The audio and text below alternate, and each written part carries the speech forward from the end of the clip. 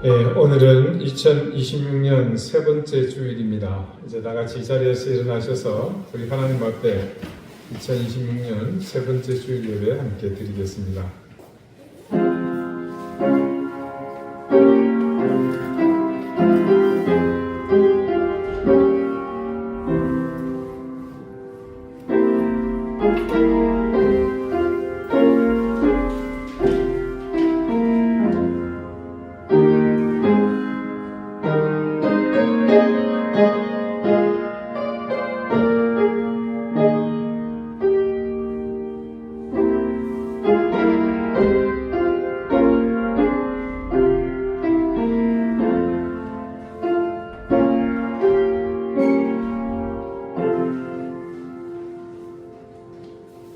여호와여, 신중의 주와 같은 자가 누구이니까?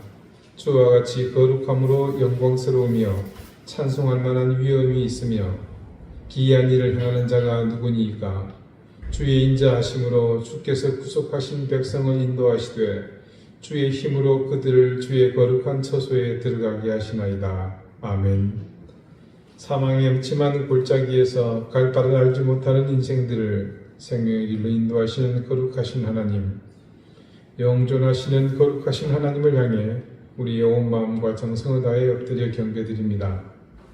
아버지 하나님, 바라옵건대 아버지 하나님의 의로운 손으로 우리의 더럽고 추한 마음을 정결하게 하셔서 이 예배가 우리의 욕심과 욕망을 따르지 않고 전심으로 온전히 드려지는 거룩한 산제사가 되게 해주십시오. 우리 욕망과 탐욕에 물든 심령을 깨끗이 씻어주셔서 우리 가운데 임재하시는 아버지께 가장 지극한 겸손과 가난함으로 엎드리게 해주십시오. 이 예배를 통해 우리가 아버지의 거룩함에 온전히 참여하게 해주시길 바라며 예수 그리스도의 이름으로 기원하옵나이다. 아멘. 찬송가 1장 함께 찬송하겠습니다.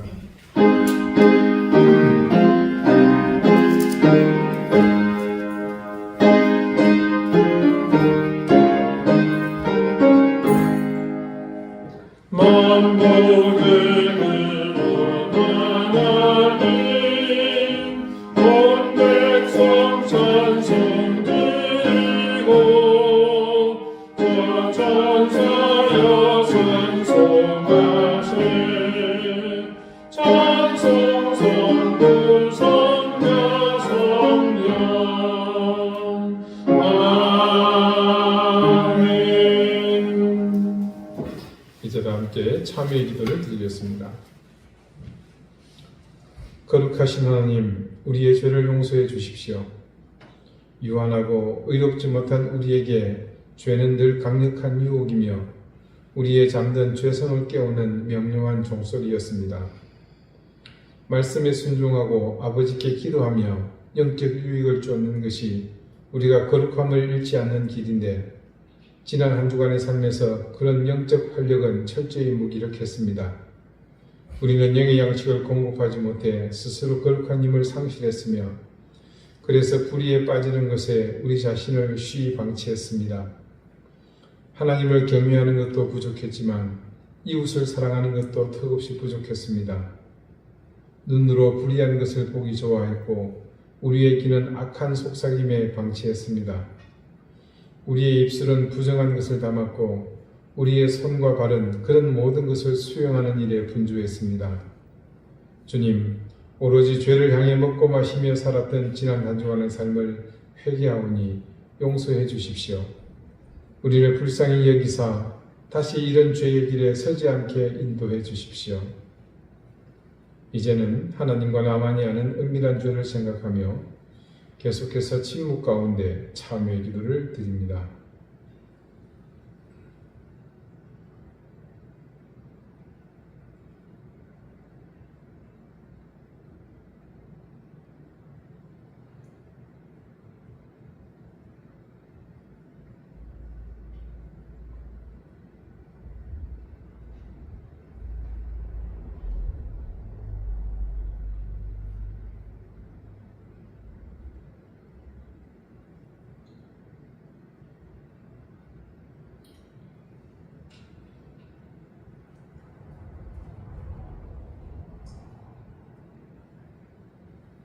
하나님께서는 자신의 부끄러운 죄를 솔직하게 고백하는 사람들에게 말씀하십니다.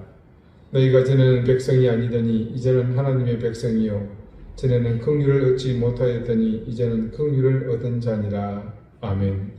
이제는 사도신경으로 우리의 신앙을 고백하오니 나는 전능하신 아버지 하나님 천지의 창조주를 믿습니다. 나는 그의 유일하신 아들 우리 주 예수 그리스도를 믿습니다.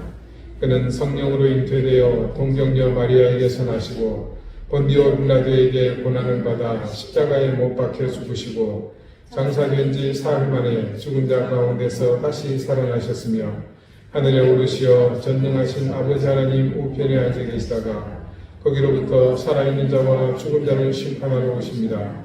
나는 성령을 믿으며 거룩한 공교회와 성도의 교제와 죄를 용서받는 것과 몸의 부활과 영생을 믿습니다. 아멘. 자리에 앉으시기 바랍니다. 우리 함께 성신을 교독하겠습니다. 성신은 교독문 3번 시편 4편입니다.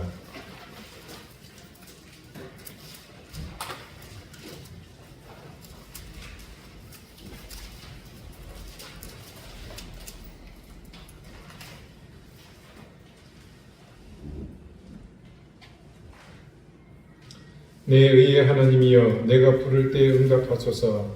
곤란 중에 나를 너그럽게 하셨사오니 내게 은혜를 베푸사 나의 기도를 들으소서. 인생들아 어느 때까지 나의 영광을 바꾸어 욕되게 하며 헛된 일을 좋아하고 그것을 좋아하느냐. 여호와께서 자기를 위하여 경건한 자를 택하신 줄 너희가 알지어다. 내가 그를 부를 때 여호와께서 들으시리로다. 너희는 떨며 범죄하지 말지어다. 자리에 누워 신중히 말하고 잠잠할지어다. 너희의 제사를 드리고 여호와를 의지할지어다. 여러 사람의 말이 우리에게 선을 보일 자 누구뇨 하오니 여호와여 주의 얼굴을 들어 우리에게 비추소서. 주께서 내 마음에 두신 기쁨은 그들의 복수가 새 포도주가 풍성할 때보다 더하니라. 내가 평안히 눕고 자기도 하리니 나를 안전히 살게 하시는 이는 오직 여호와시니이다. 아멘. 기도드리겠습니다. 자비로우신 하나님, 이 시간 하나님의 은혜와 사랑을 생각합니다. 우리 예배의 동력이 바로 그 은혜에 또 그 사랑에 대한 감사와 찬양으로 이어져야 하기에 우리는 이 당연함 속에서도 분명한 이유와 그에 대한 간절함을 망각하지 않기를 소망합니다. 언제나 변함없으신 하나님의 한결같은 사랑과 은혜는 철저히 자기중심적 삶을 사는 우리와 같은 인생에게는 너무나 과분한 은총이기에 우리의 모렴치 속에서 양심을 찾고 하나님 앞에서 정직함으로 고개를 숙이고자 합니다. 하나님, 이 땅을 불쌍히 여겨주십시오. 이 나라와 민족이 나갈 길을 보여주십시오. 우리가 무엇을 잘못하고 있는지 깨닫게 해주시고 지금 모두가 한 마음으로 달려가고 있는 그 길의 종착역이 어딘지 바르게 인지하게 해주십시오. 세상은 주님이 만드신 것처럼 각기 자신의 역할을 분담하여 역량껏 그 역할을 감당하고 있습니다. 바라옵기는 각자의 역할에 최선을 다하되 그것으로 타인을 지배하거나 자기 욕망을 강요하지 않게 하시고 각자의 영역을 존중하며 서로가 조화와 일치를 통해 합력하여 선을 이루가는 세상이 되게 해주십시오. 무엇보다 앞서서 하나님이 세우신 이 땅의 교회가 자기의 길에서 부족한 역할에 최선을 다하도록 인도해 주십시오. 내가 세운 것도 아니요 우리가 세운 것도 아니며 오직 주님께서 당신의 이름으로 주님을 터삼아 세우신 교회임을 철저히 가슴에 새기고 모든 교회가 자기 뜻이 아닌 하나님의 뜻을 실현하는 공동체 되게 해주십시오. 지극히 당연하고 근본적인 이 목적과 존재의 이유를 망각한 교회가 세상에 힘을 가지는 것은 다른 범죄 집단이 일어나는 것과 하등 다를 바가 없다는 사실을 인지하고 그 교회의 지도자가 하나님의 대리인이라는 사실 앞에 철저히 겸손하며 순종하여 하나님의 뜻을 이루어가게 해주십시오. 정치의 수준은 그 나라 국민의 현주소라는 사실을 기억하며 우리의 자아가 그대로 투영된 정치권의 수준에 실망하기보다 가슴 아파하며 우리 속에 감춰지고 포장된 본성에 대해 더욱 냉철한 심장으로 바라보며 우리 스스로 삶의 터전을 바르게 세워가게 해주십시오. 지금 이 지구촌도 하나님의 은혜와 섭리가 간절합니다. 3년을 넘어 지속된 우크라이나 전쟁이 속히 멈추게 해주십시오. 오랜 세월 특정 종교 지도자의 폭정에 시달린 이란의 시민들이 벌인 이 소요가 가장 이상적으로 해결되며 더 이상 피 흘림이 없게 해주십시오. 미얀마와 아프가니스탄 국민의 신음과 고통을 기억하게 해주십시오. 신주용 선교사와 맥켄 한센 병원 그리고 미얀마 사태로 인해 부모와 무력으로 분리된 카렌족 어린이들을 지켜주시고 무엇보다 그 사역을 감당하는 신선교사의 건강을 주님께서 회복시켜 주시기를 구합니다. 무안공항의 참사가 정치권의 화두가 되게 해주셔서 감사합니다. 그러나 마땅히 책임 있는 사람들이 정치 세력 뒤에 숨어 있습니다. 속히 올바른 진상 규명과 더불어 유족들이 피눈물 흘리는 그 한을 풀게 해주십시오. 우리 사랑하는 이든 교회 교우들을 주님 한 사람 한 사람 붙들어 지켜주시기를 간절히 구합니다. 생업의 현장에 하나님께서 은혜를 더해 주십시오. 자녀들을 굳건히 붙잡아 주십시오. 병마를 이길 수 있도록 주님께서 힘을 주시고 회복의 은총이 있게 해 주십시오. 작지만 서로의 힘을 모아서 보다 나은 내일을 준비하며 하나님의 뜻을 온전히 실천하고 그래서 우리의 신앙이 정직해지며 올바른 믿음을 통해 하나님의 뜻을 세워가는 교회가 되게 해주십시오. 오늘 주님의 부름에 응답하여 주님께 예배드리는 이 예배를 기쁘게 받으시며 하늘의 신령한 은혜와 땅의 기름진 복으로 이 시간 우리 가운데 함께 해주십시오. 우리의 곧은 목을 꺾고 겸손한 마음과 가난한 심령으로 하나님만을 바라보오니 우리에게 긍휼과 은혜를 더해 주십시오. 감사드리며 예수 그리스도 이름으로 기도드립니다. 아멘.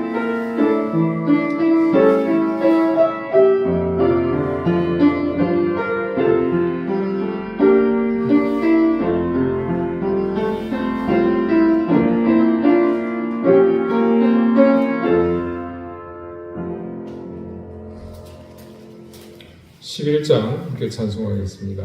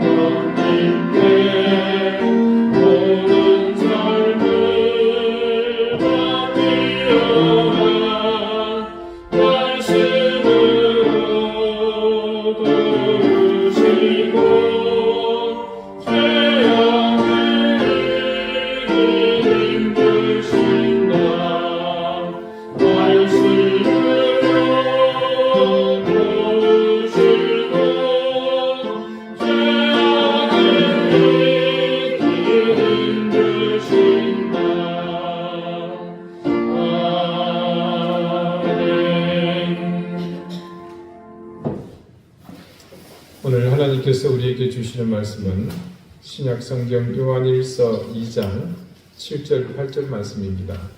신약 388쪽입니다.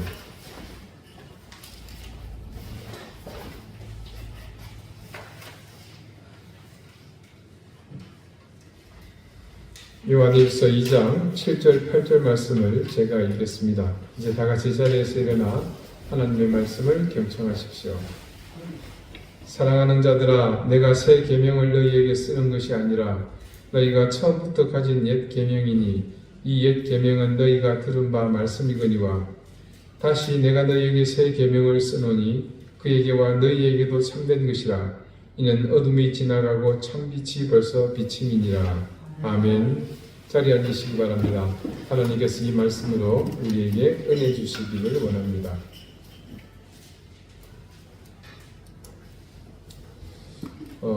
우리가 신앙생활을 년부년 하게 됨으로써 시간이 흐르고 그러면서 말씀을 대하는 태도가 점차 변합니다.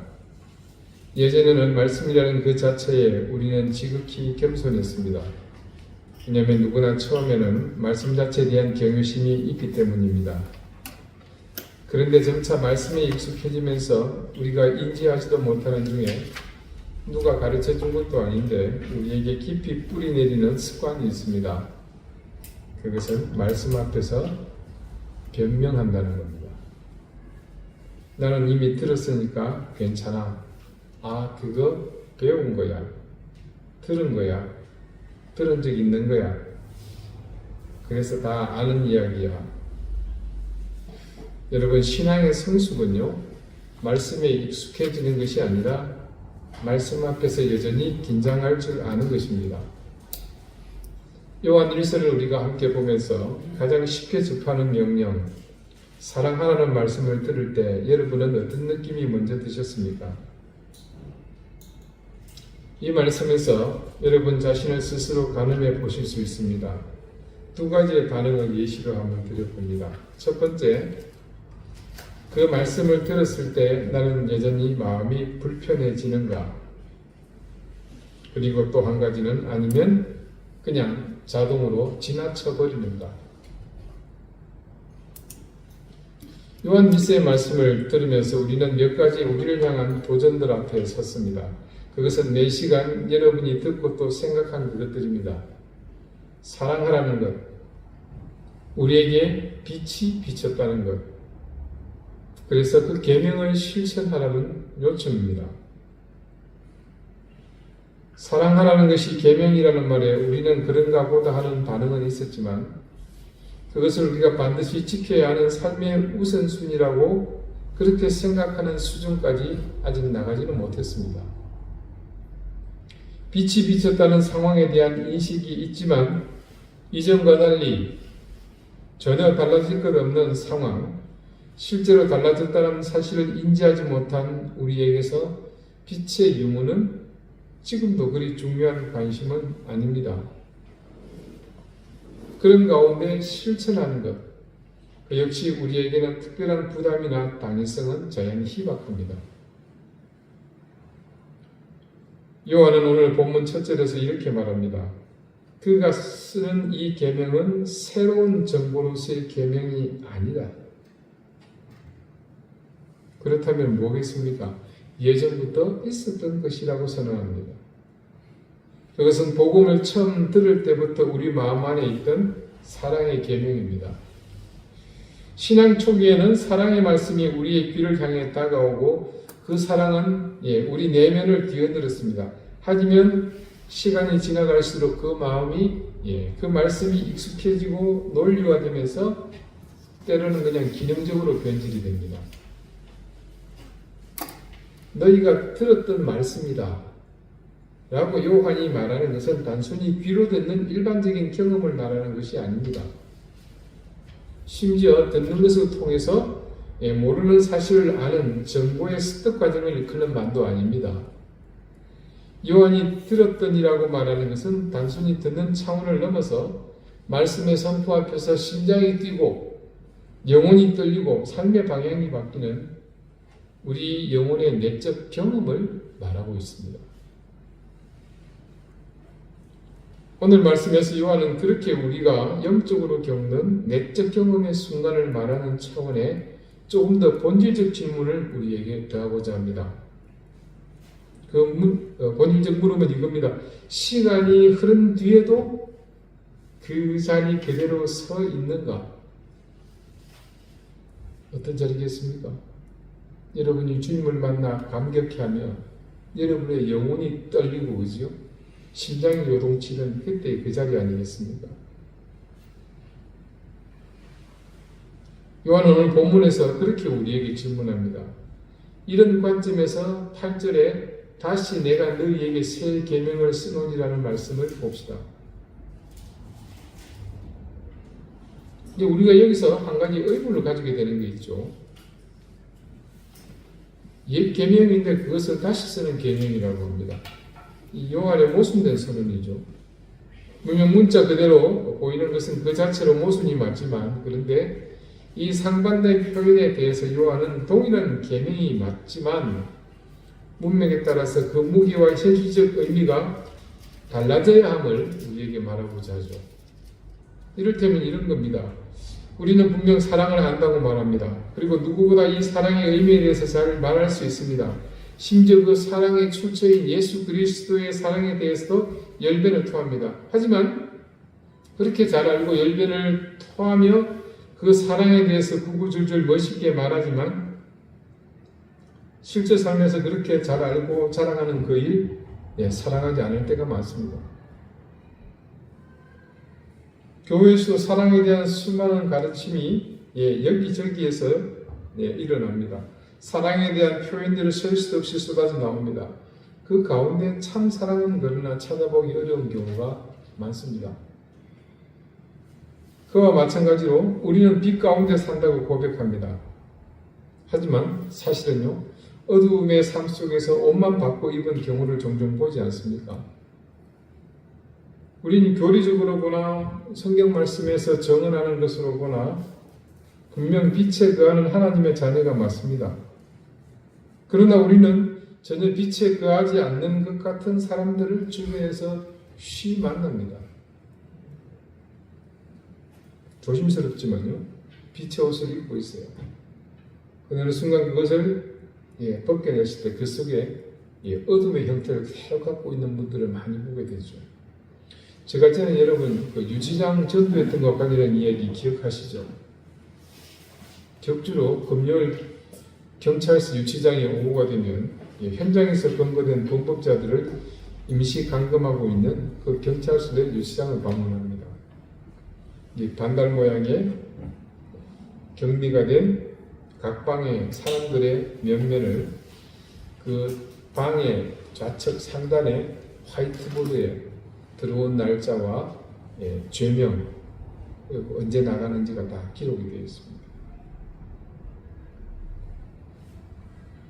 그렇게 그런 사람들 앞에서 전도를 하기 위해 예배를 인도하느라면 찬송가를 부를 때 곧잘 따라 부르는 사람들이 상상 이상으로 많았습니다. 무슨 말입니까? 모두 다 크리스찬이라는 얘기잖아요. 그래서 일반인들이 잘 접하지 못하는 찬송가를 따라 부르기도 합니다. 이게 참 기분이 묘한 것이에요. 그 사람들이 좀 안 따라 불렀으면 하는 마음이 간절합니다. 처음에는 깜짝 놀랐습니다. 그러면서 처음 갔을 때 속을 얼마나 반가웠는지 몰라요. 마치 유족 가운데 믿는 사람이 아무도 없는 그런 한 성도님의 장례식장에 갔어요. 억지로 그분의 신앙생활을 했던 것을 알고 있기 때문에 그분을 위해서 예배를 드리고 싶은 거예요. 자녀들이나 유족들이 완강히 거부하는데도 불구하고 겨우 허락을 얻어 고별 예배를 드리는데 그 가족 중에 누군가가 찬송가를 함께 따라 부르는 사람을 만난 그런 기분이었습니다. 솔직히 처음에는. 근데 잠시 후 내가 지금 어디에 있지 하면서 이내 현타가 오면서요, 그 상황이 아님을 깨닫습니다. 그러면서 이제는 여기서 저걸 따라 부르면 어떻게 하는 거야? 그것도 작은 소리도 아니고 큰 소리로. 이런 기분 경험해 보지 않으면 몰라요. 도대체 이 사람에게 하나님의 말씀이 어떤 의미였기에 사기라는 죄명으로 저곳에 앉아 있는 것인가? 그나마 그건 좀 낫습니다. 성폭력, 특수절도, 강도 상해 등등의 이름으로 앉아 있는 사람이 찬송가를 그것도 작은 소리도 아니고 큰 소리로 따라 부르니 기가 찰 노릇입니다. 말씀을 아는 것과 그 사람이 사는 것은 별개였던 거죠. 말씀은 아는 것과 사는 것 사이의 이 간극을 향해 끊임없이 우리를 다그칩니다. 말씀을 아는 것이 사는 것으로 이어지지 않는 것은 곧 영적인 죽음을 의미합니다. 여러분, 세상에 얼마나 많은 지혜서와 교양서들이 넘쳐납니까? 소위 고전이라 명명하는. 그러면서도 성경 말씀은요, 자타공인 세계 최고의 경전으로 혹은 교양서로 심지어 고전으로까지 꼽힙니다. 무엇 때문에 그렇겠습니까? 잠시 후 그 이유를 상세히 말씀드리겠지만 최고라는 그 기준이 어디에 있겠습니까? 그 경전이, 그 책이, 그 말씀이, 교리나 가르침이 인류사에 얼마나 많은 영향을 끼쳤는지 그에 따른 평가에서 나오는 것 아니겠습니까? 그건 우리가 내리는 평가가 아니에요. 만약에 어떤 영향도 끼치지 않았다면 아마도 그것은 역사의 흐름 속에서 자취를 감추고 말았을 것입니다. 생생하게 살아서 오늘도 과거나 현재나 동일한 위치를 고수하고 있다는 것은 그것이 얼마나 인류의 역사에 많은 영향을 끼쳤는지를 이 말씀 스스로가 증명하고 있는 셈입니다. 그러면 여러분, 이 증명하고 있는 실체가 과연 무엇이겠습니까? 우리가 직접 만나보지는 못했지만 우리 가운데 지금도 그 이름이 살아서 역사하는 그런 분들이 있지 않습니까? 주기철 목사님, 손양원 목사님 같은 분들. 그런 분들 목숨을 초계같이 던지면서 끝까지 굴하지 않는 순결로 그 말씀의 가치를 증명해 보인 분들이 있습니다. 우리는 그분들을 순교자라고 부릅니다. 비록 목숨을 버리지는 않았지만 그의 못지않은 삶의 헌신을 통해 성경 말씀을 실천한 사람들도 얼마든지 있습니다. 당대의 그들의 삶은 조명받지 못하고 사람들에게 어리석고 미련한 모습으로 보였을지 모르나 기독교의 역사는, 그리고 이 세상의 역사는 그분들의 삶이 남긴 자취를 따라 생명을 얻고 그 터전에서 활활 타올랐습니다. 그분들은 비록 그 당시 주목받지 못하고 힘에 의해 혹은 다른 세력에 의해 무참히 짓밟혔을지 모르나 역사는 그 삶을 기억하며 그 무력함이 이룬 성취에 대해 분명히 우리에게 증언하고 있습니다. 바로 그런 믿음을 가지고서 말씀을 삶으로 증거했던 분들의 그 족적들이 지금도 성경 말씀이 가진 가치를 증명해주고 있기 때문입니다. 오늘 말씀에서 요한에게서 계명의 새로운 성격은요, 말씀의 내용, 즉 텍스트가 아니라 말씀이 가진 현실성입니다. 요한이 말하는 이 계명은 한 번 듣고 끝나는 계명이 결코 아닙니다. 듣고서 머리로만 이해하는 계명도 아닙니다. 이 계명은 오늘, 지금 우리 삶 속에서 다시 새롭게 요구되는 그런 계명입니다. 그래서 그것이 옛 계명이라고 하지만 실제는 그 가치가 살아서 지금 새롭게 적용되어야 할 계명으로 이 시대에 우리를 향해 울리는 겁니다. 요한은 마지막으로 이 모든 것의 근원, 그리고 그 계명의 가치가 어디에서부터 나오는지 그것을 설명하기 위해 다음과 같이 증거합니다. 8절을 봅시다. 다시 내가 너희에게 새 계명을 쓰노니, 그 다음 말씀은 뭐라고 기록하고 있습니까? 그에게와 너희에게도 참된 것이다. 자, 이 계명이 우리에게 참되기 전에 먼저 기준이 되어 주시는 분이 여기 있죠. 예, 그분입니다. 이 그분은 누굽니까? 요한의 아버지일까요? 아닙니다. 예수 그리스도시잖아요. 그 사랑은 출처가 다른 허무맹랑한 의미 없는 어떤 뜬구름 잡는 곳이 아니라 바로 우리의 중심 예수 그리스도에게서 왔다는 것을 의미하고 있습니다. 한마디로 이는 말이 아니라 삶의 무게와 실존적 현장이라는 의미입니다. 좀 거창하게 포장을 했습니다만 예수님의 삶을 압축해서 이렇게 설명하겠죠. 우리가 사랑을 이야기할 때 종종 감정적 표현이나 윤리적 열망으로 그치기 쉽습니다. 그러나 사랑의 본질은요, 한순간의 감흥이 아니라 십자가의 지평에서 드러난 사랑의 실제적 표준이면서요, 바로 이분을 통해 누굽니까? 예수 그리스도를 통해 그 진리가 우리에게 전해졌음을 분명히 하고 있습니다. 자, 다시 얘기해도 기억하기 어려운 문장인데요, 한마디로 그겁니다.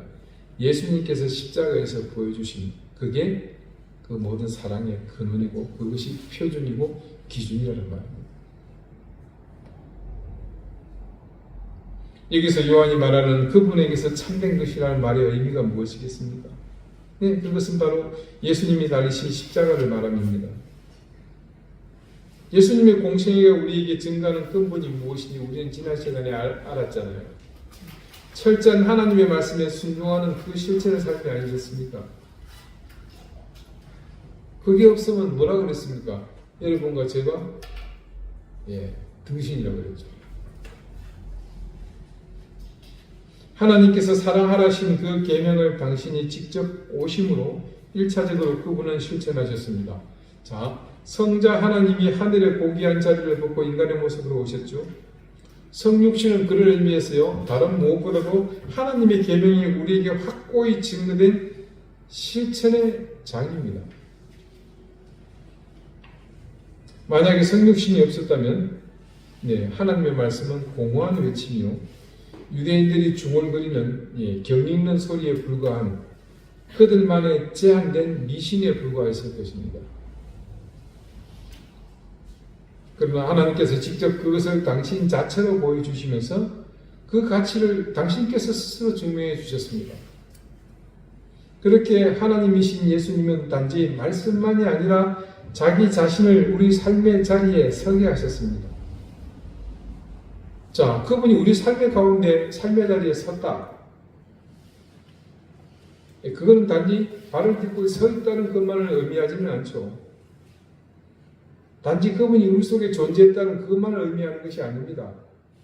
우린 잘 알잖아요. 그것은 인간이 가진 모든 한계를 포함하는 거고요. 그래서 그 한계로 넘어서지 못하는 모든 결핍에 그분도 똑같이 노출되는 것을 의미합니다. 그러므로 그분은 필연적으로 인간이 겪어야 하는 희, 노, 애오욕의 모든 감정에 노출이 되셨고, 하나님이시지만 그분은 그 감정에 철저히 지배되는 삶을 그대로 살아야 했습니다. 그리고 살아내셨죠. 우리는 그분이 온전히 살아내셨다는 그 삶의 십자가의 고난과 그 과정에 이르는 극한의 수치와 고통, 그리고 십자가 위에서 마지막 감당해야 할 처참한 고통과 죽음 또한 모두 포함한다는 것을 잘 알고 있습니다. 이 현존하셨던 생애와 그 과정을 통해 모두 감당하신 구속의 모든 순간이 바로 이 계명과 사랑에 대한 온전한 실천의 연속이었던 거죠. 그래서 우리는 예수 그리스도의 생애가 가진 진정한 가치를 이렇게 이해합니다. 그분은 인간 삶에서의 어둠과 질문 앞에서조차 말씀의 무게를 지신 채 서 있었노라고 말합니다. 그렇기 때문에 그분이 그 삶의 모든 과정으로 보여주신 그 사랑은 단지 알고 있는 계명이 아니라 삶으로 살아내는 새로운 욕으로 우리에게 전해지는 것입니다. 그래서 그분에게 그랬던 것처럼 어떤 것, 참되었던 것, 그것이 바로 우리에게도 참된 것입니다. 자, 그래서 요한은 최종적으로요, 우리 주님에게와 우리 모두에게 참된 것을 이렇게 표현을 합니다. 8절의 마지막 보십시다. 이는 어둠이 지나가고 참 빛이 벌써 비칩니다. 예수 그리스도께서 하나님의 아들이라는 그 지위를 버리시고 이 땅에 인간의 모습으로 오신 것을 저는 하나님이 사랑을 몸소 실천하신 시작, 그 장이라고 했습니다. 제가 그렇게 주장하는 근거는 말씀에 기초한 겁니다. 자, 요한복음 1장 9절에서 12절이 이렇게 증거합니다.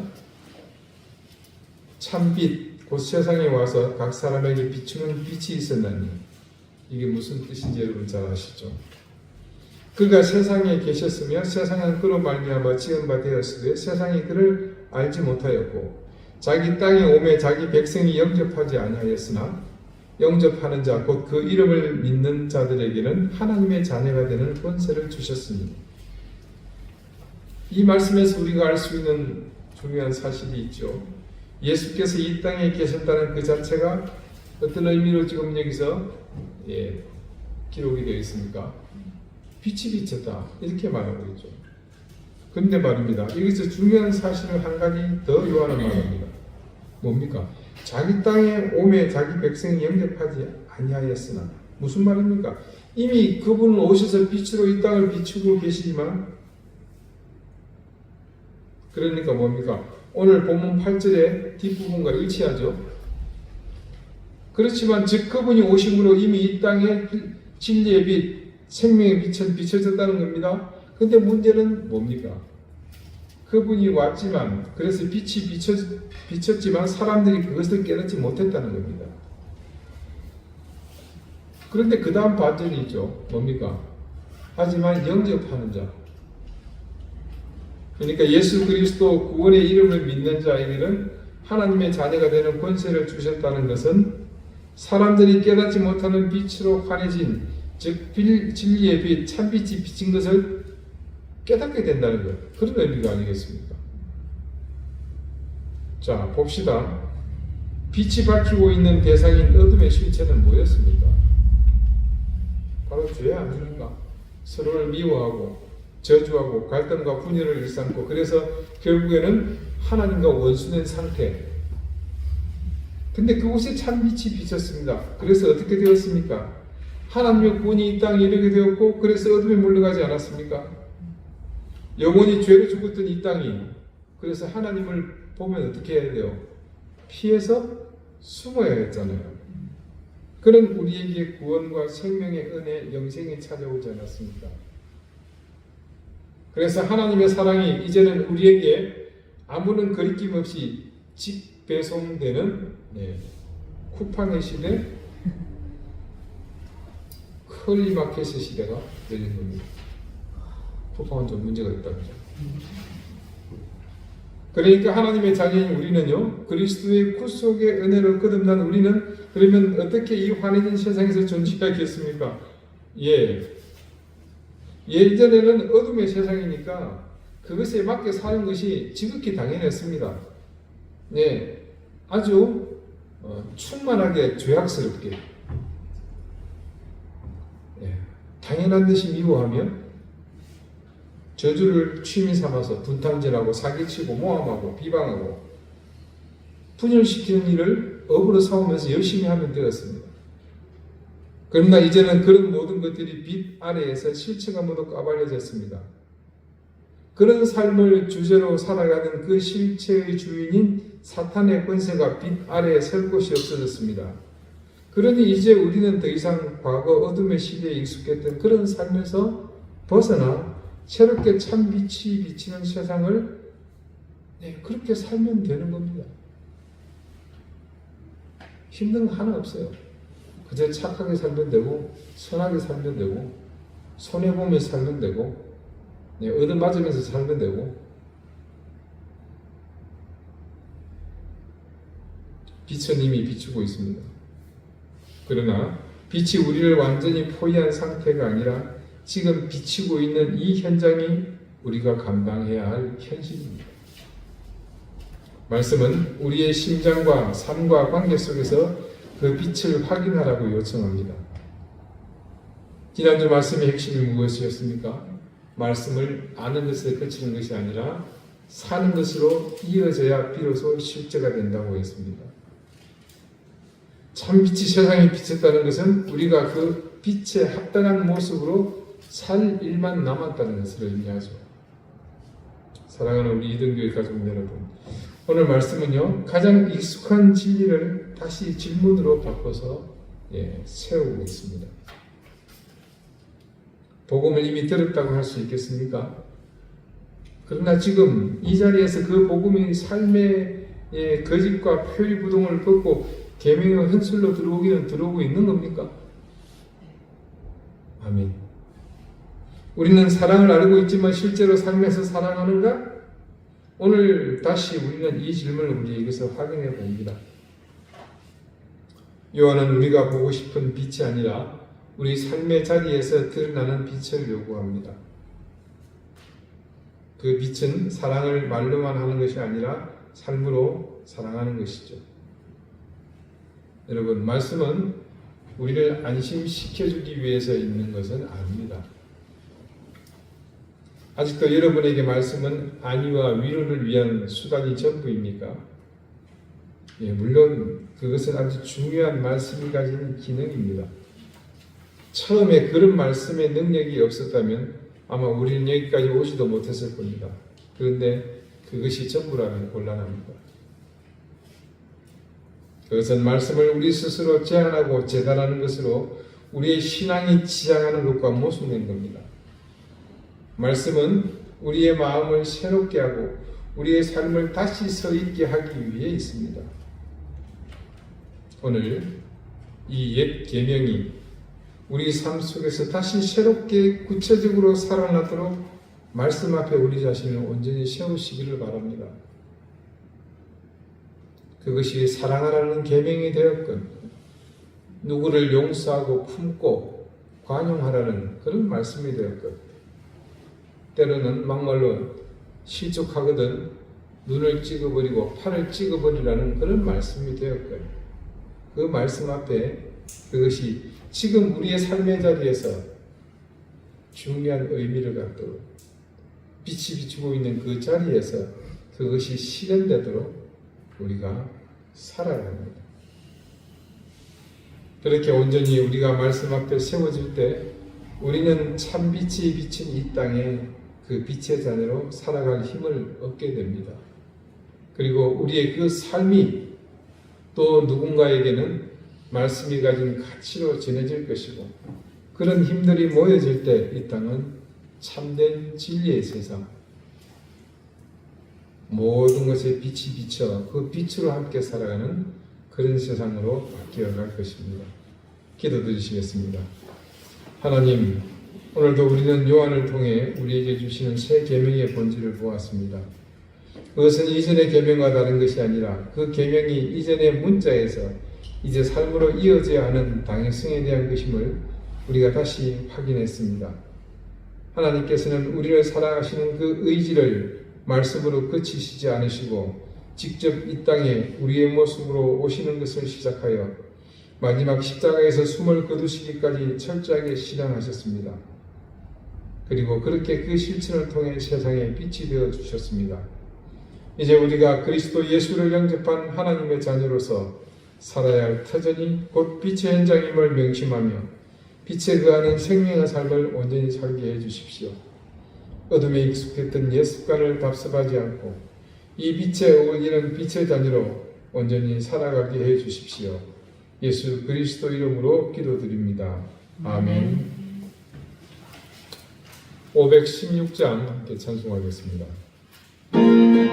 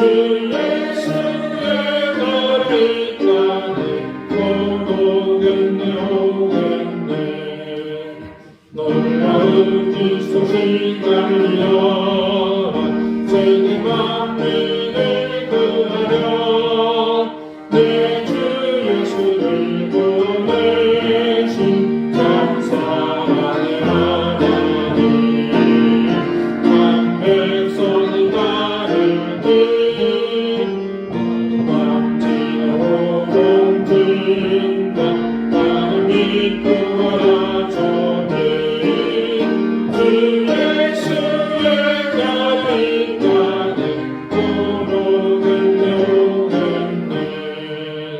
오는 일 할지도 찾아오니 많은 백성을 구원이 모든 나라서 믿으면 온 세상이 마침내 이 주를 살겠네 어떤 지나고 못든다 나는 믿고 알아주니 주 예수의 나라의 땅에 오겠네 자비로우신 하나님, 하나님의 은혜와 사랑을 감사드립니다. 하나님의 귀한 사랑을 기억하는 하나님의 자녀들이 하나님 앞에 정성껏 귀한 예물을 준비하여 드렸습니다. 그곳에 담아드리는 저들의 마음과 헌신, 하나님을 향한 모든 귀한 사랑을 그 인생을 귀하게 받아주십시오. 드린 손길 위에 하나님께서 하늘의 신령한 은혜와 땅의 기름진 복을 더해 주시며 가정의 평강을 주시고 생업의 복을 더하시며 무엇보다 자녀들의 앞길을 형통케 해 주십시오. 질고를 물리쳐 주셔서 이길 힘을 얻게 해 주시고 병마가 떠나며 강건하게 해 주십시오. 사랑하는 우리 교회를 위해 섬기며 수고하는 손길들을 기억해 주시고 하나님 그들의 생업에 또 손길에 귀한 헌신에 하나님 귀한 은총을 더해 주십시오. 감사드리며 예수 그리스도 이름으로 기도드립니다. 아멘. 예, 교회 소식 다른 내용은 없고요. 2025년 연말 정상을 위한 기부금 납 영수증이 필요하신 분은 저희 개별적으로 연락을 주시면 준비해서 드리도록 하겠습니다. 나가실 자리에서 일어나셔서 앞이 좌우에 계신 분들과 가정하게 인사를 나누셨습니다. 환한 얼굴이 아니고 환한 얼굴로 54장 함께 찬송하겠습니다.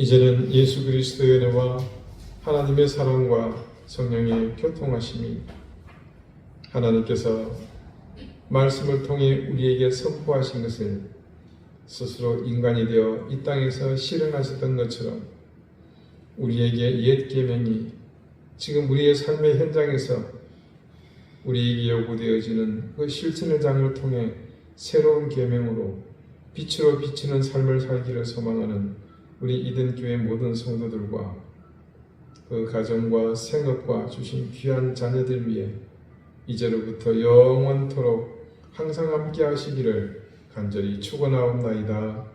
아멘.